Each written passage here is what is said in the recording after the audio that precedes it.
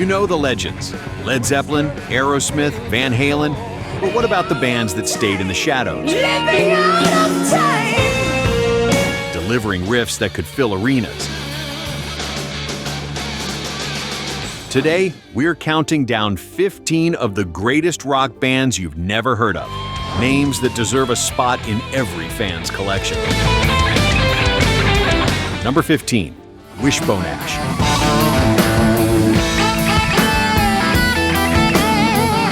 When twin guitar harmonies became the backbone of hard rock and metal, this British band was years ahead of the curve.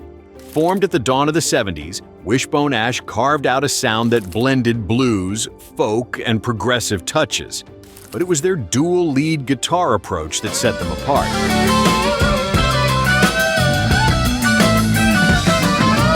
Albums like Argus showed just how melodic and powerful rock could be without relying on sheer heaviness. Tracks such as Blowin' Free and The King Will Come are drenched in atmosphere.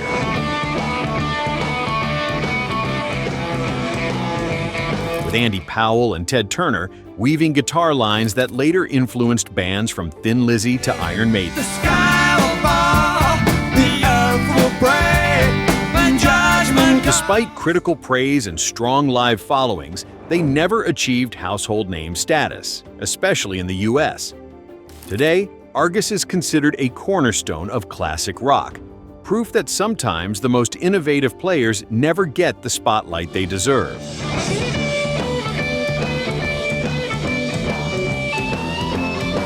Number 14, Sir Lord Baltimore.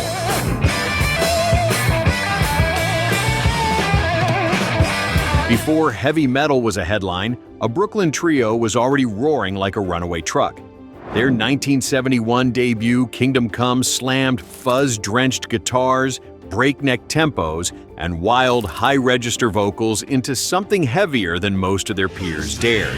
We're out on the street, judge me, trial, lady of fire. Cuts like Master Heartache and Lady of Fire feel unhinged in the best way.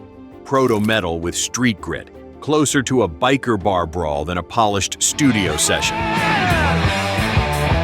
are the master heartache, feed me. They had the sound and the shock factor, but not the machinery. Minimal promotion, constant industry turbulence, and a style too raw for radio sealed their fate. Still, crate diggers and doom devotees later traced a lineage from these tracks straight into stoner rock and early speed metal. She called me liar, lady of fire. Sir Lord Baltimore didn't just flirt with heaviness, they helped define it, then vanished, leaving a cult classic that still rattles the speakers.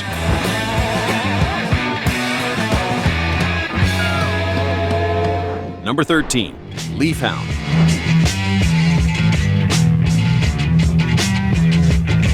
If stoner rock has a family tree, Hound sit right at its roots.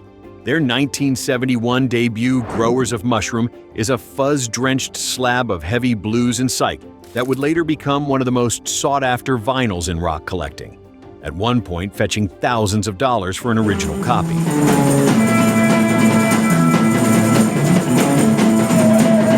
Fronted by Peter French, whose gritty pipes later landed him gigs with Atomic Rooster and Cactus, the band captured a raw, unfiltered heaviness that felt both primal and strangely modern.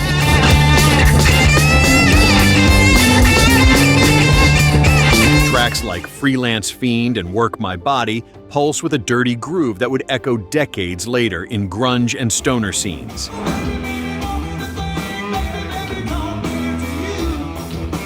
They didn't last long, one album and gone, but that record became their legend. Hound may have vanished almost overnight, but their riffs live on as a blueprint for generations of heavy rockers.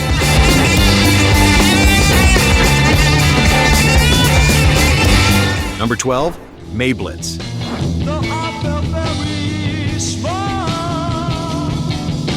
Thick, smoky grooves rolled out of London in 1970, stamped with the Vertigo swirl, and a menace that felt a step heavier than most of the era.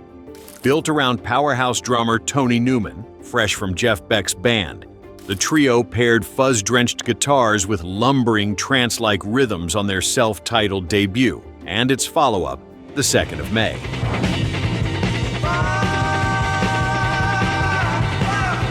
What set them apart wasn't speed, it was weight. Songs like Smoking the Day Away move like a slow freight train, all saturated tone and hypnotic riffs.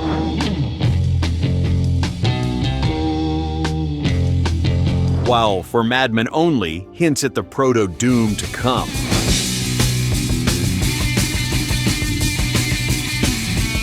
Despite serious chops and a cult-friendly label, the band stayed underground.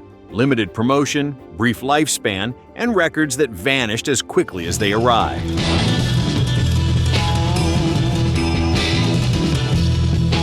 Decades later, Blitz sound like a missing link, bridging bluesy psych and the darker, heavier hard rock that would define the early 70s.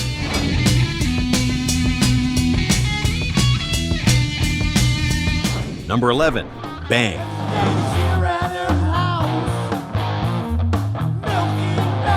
Few American bands of the early 70s came closer to bridging hard rock and the doom-laden heaviness that would later define metal. Bang burst onto the scene in 1971 with their self-titled debut, a record drenched in fuzz, thunderous riffs, and an intensity that belied their youth.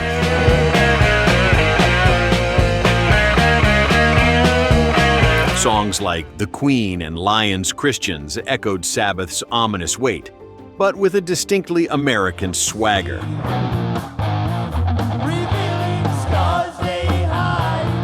The band's rise was cut short almost as soon as it began.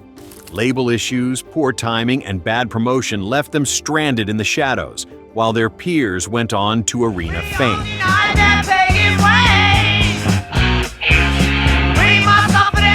Still, that debut has since become a cult classic, revered by collectors and fans of proto-metal for its raw power and ambition.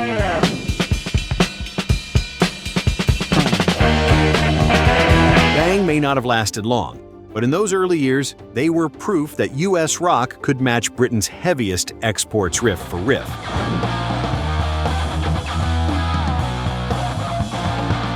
We've already dug up some serious hidden gems, but how many of these bands were completely new to you?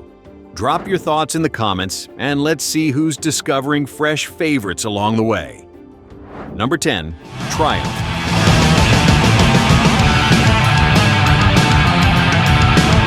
From Canada came a band that blended arena-ready hooks with genuine musicianship.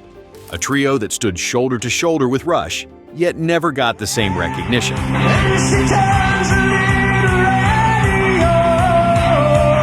Triumph built their reputation through relentless touring and high-energy shows, where Rick Emmett's soaring vocals and virtuoso guitar work stood front and center.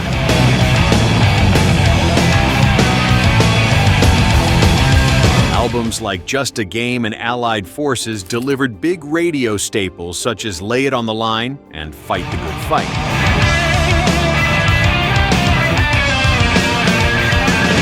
Their mix of hard rock grit and polished production made them staples on FM playlists, while their stage shows, complete with lasers and pyrotechnics, were among the most ambitious of the era.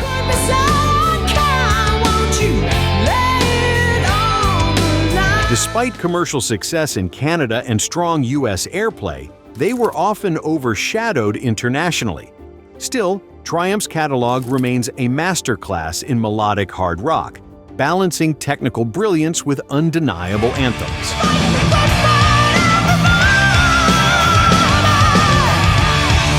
Number 9. Warlock.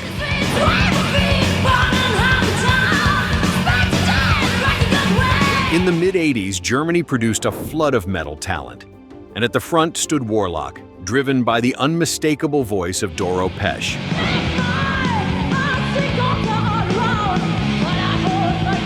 Unlike many of their contemporaries, Warlock combined traditional hard rock grit with a distinctly European flair, blending anthemic choruses with razor-sharp riffs.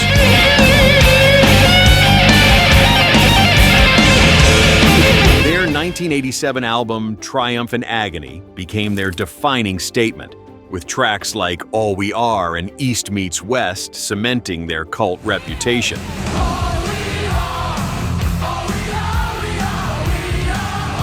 Doro's commanding stage presence broke barriers in a male-dominated scene, giving Warlock both power and charisma that few could match.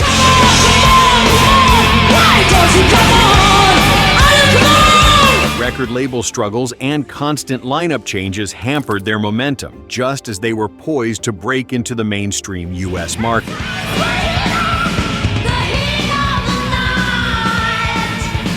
Though the band itself was short-lived, their legacy lives on through Doro's enduring solo career, and Triumph and Agony still stands as one of the great overlooked hard rock albums of the era.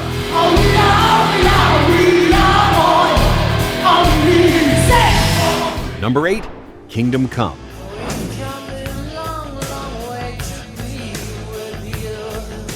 When Kingdom Come's self-titled debut dropped in 1988, the comparisons to Led Zeppelin were immediate and relentless.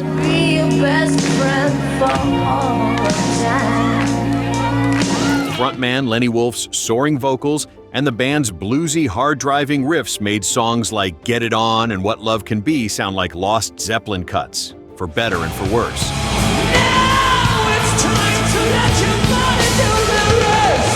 The album shot up the charts, going platinum in the US and earning them a coveted slot at the Monsters of Rock tour alongside Van Halen and Scorpions. But the same comparisons that first fueled their rise soon turned into criticism. Living out of time, living out of time. Dismissed by some as imitators, they struggled to build an identity outside the shadow of Zeppelin.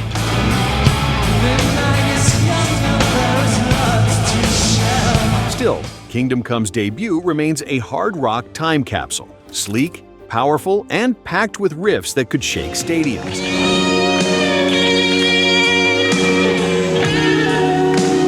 For a moment in the late 80s, they really did live up to their name.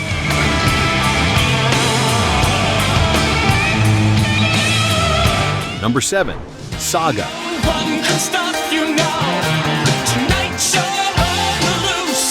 From Canada's prog rock underground came a band that blurred the line between complexity and accessibility. Saga fused intricate arrangements with catchy choruses, carving out a sound that leaned closer to art rock but still carried the drive of hard rock.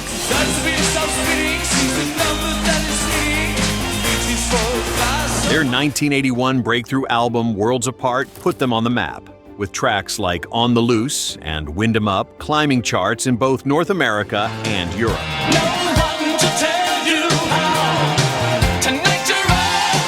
Known for their use of synthesizers and precise musicianship, Saga offered something unique during an era dominated by straightforward rock anthems.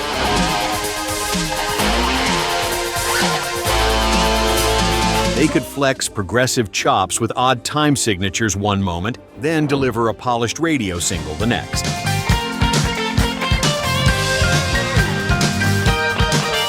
Despite international success, especially in Germany, where they remain beloved, they never quite reached household name status elsewhere.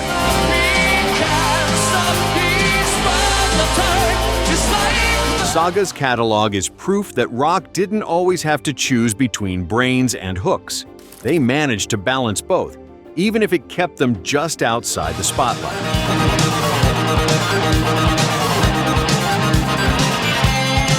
Number 6, Smashed Gladys.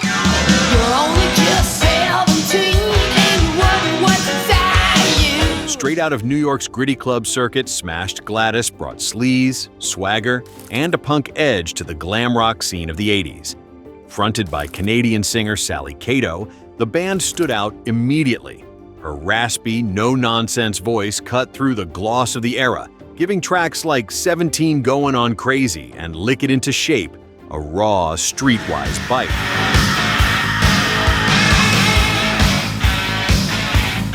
They signed with Elektra and dropped Social Intercourse in 1988, which captured both their raunchy humor and undeniable hooks.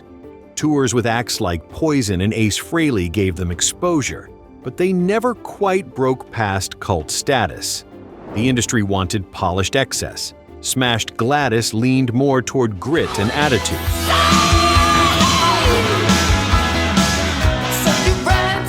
Their run was short, but memorable.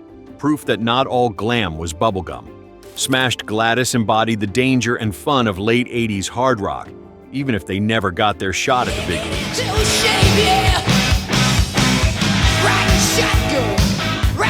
We're closing in on the final stretch. But which of these bands has surprised you the most so far? Drop your pick in the comments. I'm curious which names you think deserved way more love. All right, let's jump into the top 5. Number 5, Helix.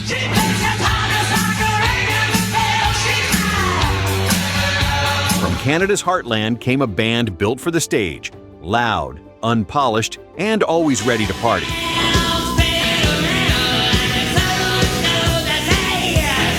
Helix first made noise with No Rest for the Wicked, but it was Walkin' the Razor's Edge that gave them their cult anthem, Rock You. With its fist-pumping chorus and raw energy, the track became a staple of their rowdy live shows.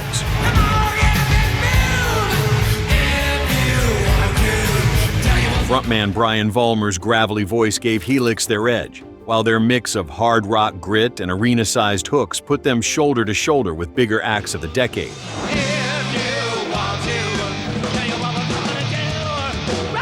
They toured relentlessly, opening for giants like Kiss, Quiet Riot, and Aerosmith, earning a reputation as one of Canada's hardest-working rock bands.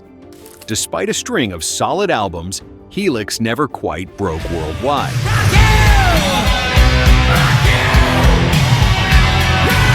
But in Canada and among die-hard rock fans, they're remembered as the band that could turn any night into a full-throttle, beer-soaked sing-along.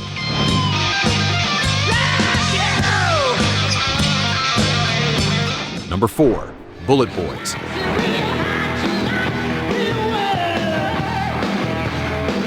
In the late 80s, when glam and hard rock were at their peak, Bulletboys looked like they had all the pieces to go big. Fronted by the flamboyant Mark Torian, their 1988 self-titled debut came packed with swagger, attitude, and radio-ready cuts like Smooth Up and Ya and For the Love of Money.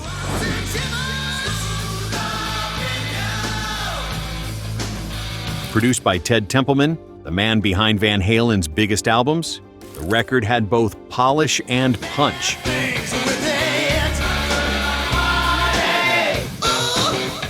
The band's high-energy performances and MTV-friendly image quickly earned them attention, and for a moment, they seemed destined to break into the big leagues.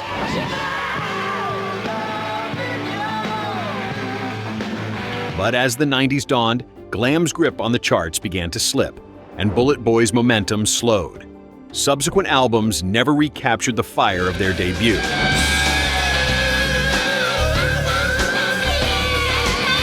Still, that first record remains a time capsule of the era, loud, flashy, and unapologetic. For fans of late 80s hard rock excess, Bulletboys delivered it in spades.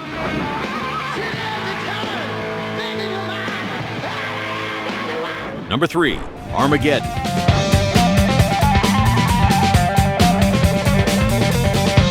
Born in 1975 from the vision of Keith Relf, former vocalist of the Yardbirds, Armageddon should have been unstoppable. With Martin Pugh from Steamhammer on guitar, Bobby Caldwell of Captain Beyond on drums, and Louis Senemo on bass, the lineup was stacked with pedigree.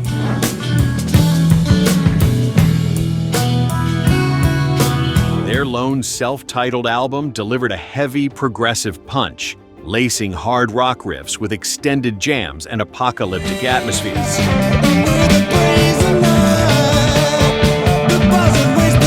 Tracks like Buzzard and Silver Tightrope showed a band unafraid to stretch beyond radio norms, blending prog intricacy with raw heaviness.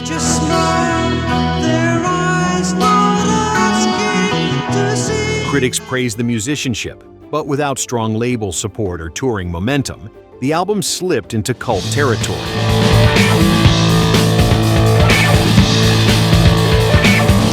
Relf's untimely death the following year closed the door on what might have been a legendary career revival.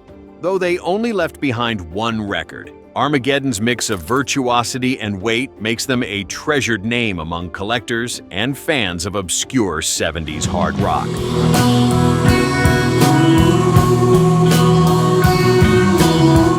2, Cactus. I'll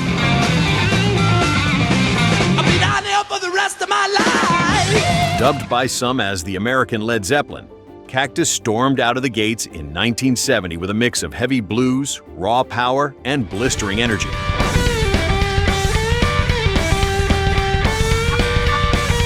Featuring Carmine Appice on drums and Tim Boggart on bass, both fresh from Vanilla Fudge, alongside guitarist Jim McCarty and vocalist Rusty Day, the band had pedigree and firepower in spades.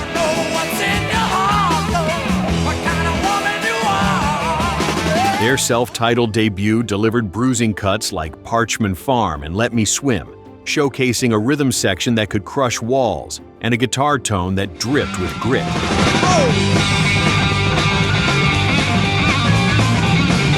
They were ferocious live, earning a reputation as one of the loudest, most explosive acts of their era.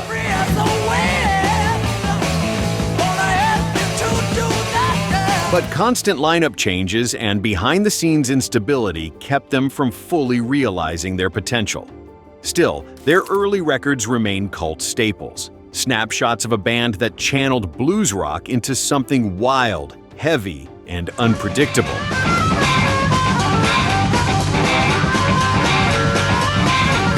Number 1, Highway Robbery.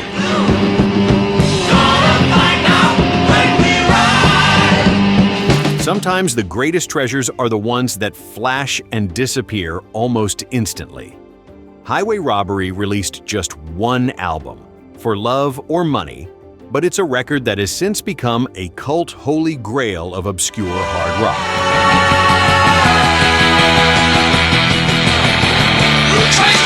From the opening blast of Mystery Rider to the epic closer Lazy Woman, the trio delivered raw energy, massive riffs, and a defiant spirit that felt born for the big stage.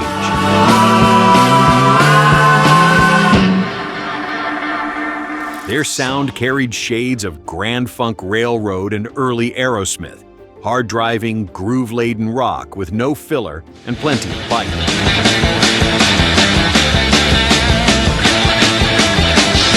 Yet despite undeniable talent, they never caught a break. No big tours, no radio push, and almost no promotion.